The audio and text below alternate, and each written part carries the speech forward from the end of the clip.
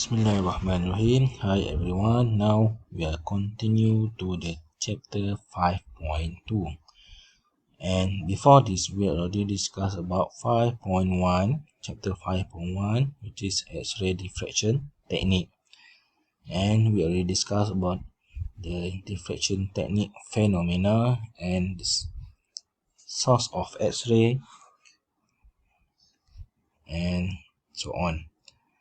Okay, now we are going to discuss about 5.2 scanning electron microscope, SEM.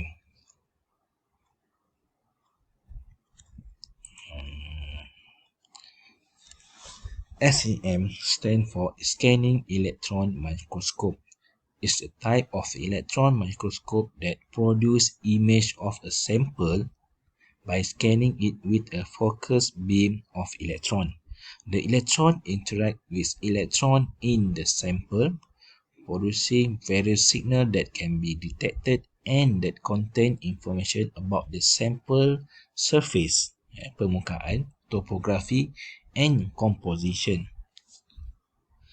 The electron beam is generally scanned in a raster scan pattern, and the beam's position is combined with the detected signal to produce an image. Specimen can be observed in high vacuum, low vacuum, and environmental SEM specimen can be observed in wet condition.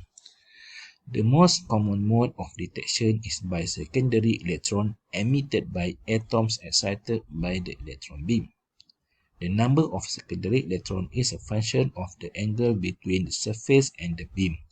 On a flat surface, the plumb of secondary electrons is mostly contained by the sample, but on a tilt surface, the plumb is partially exposed and more electrons are emitted. By scanning the sample and detecting the secondary electron, an image displaying the tilt of the surface is created. The principle and capacities of SEM. The type of signal produced by the SEM included secondary electron, backscatter electron, and characteristic of X-ray. And light cathodoluminescence (CL), specimen current, and transmitted electron.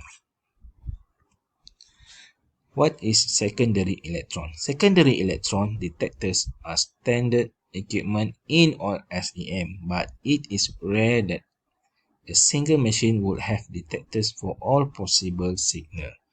The signals result from interaction of the electron beam with atoms at or near the surface of the sample.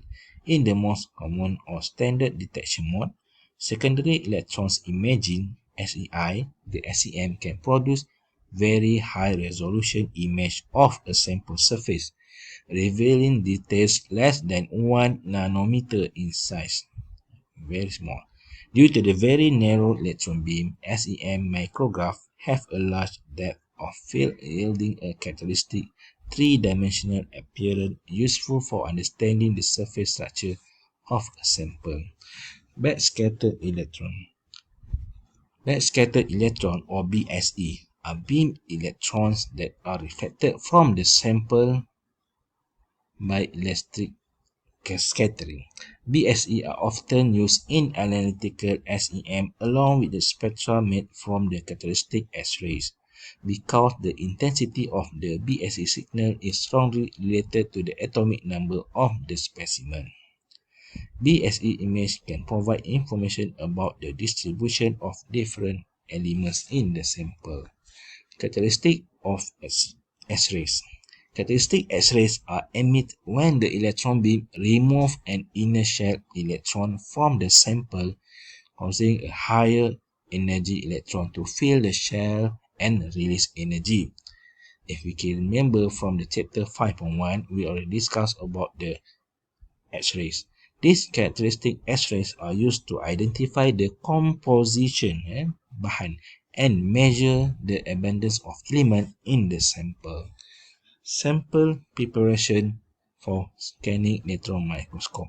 All sample must be in an appropriate size to fit in the specimen chamber, which is specific size, and are generally mounted rigidly on a specimen holder called a specimen stub. They have a holder for the sample. For conventional imaging in the SEM, specimen must be electrically conductive, at least at the surface, and electrically grounded to prevent the accumulation of electrostatic charge at the surface. And if not prevent, they will make a burn. Metal objects require little specimen preparation for SEM except for cleaning and mounting on a specimen stub. Non-conductive specimens tend to charge when scanned by the electron beam, and especially in secondary electron imaging mode. Discount scanning, foul, and other image artifact or noise. They are therefore usually coated with an ultra-thin coating of electrical conducting material and deposit on the sample either by low vacuum sputter coating, which is this machine, or by high vacuum evaporation machine. Conductive material in current use for specimen coating, the best one is a gold/palladium alloy combination, platinum, osmium, iridium, tungsten, chromium, or graphite. This is the lowest one. Great. Okay, from the pictures, we can see that there's a spider which has already coated with the gold. And the below one, low voltage micrograph 300 volt of distribution of adhesive droplet on post-it note. Non-conductive coating was applied. Such as coating will alter this fragile specimen. Okay. The schematic diagram of scanning electron microscope. In the diagram, starting from the electron gun, and we produce the electron beam, and first condenser lens we guide the electron to the second condenser lens, and deflection by the coil, which what angle we want, and backscattered electron detector, and we have a sample to the lowest one, and we have a few detector, for example X-ray detector, secondary electron detector, and this chamber is linked to the vacuum pump. In a typical SEM, an electron beam is thermionically emitted from an electron gun fitted with a tungsten filament cathode. Okay, the electron beam, which typically has an energy range from 0.2 keV to 40 keV, is focused by one or two condenser lens to a spot about 0.4 nanometer to 5 nanometer in diameter. This is very small spot.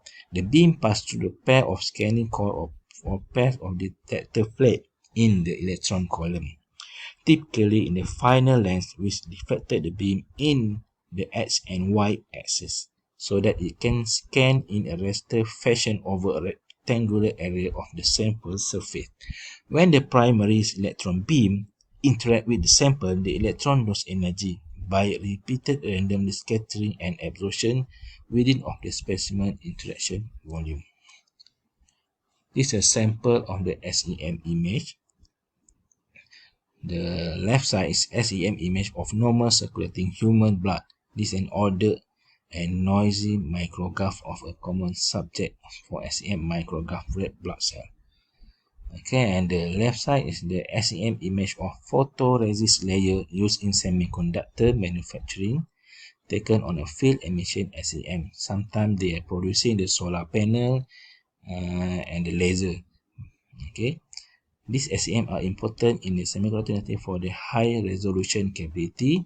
Now we can see from the second image the range about 1 micrometer, just like this range. Okay, it's very clear and very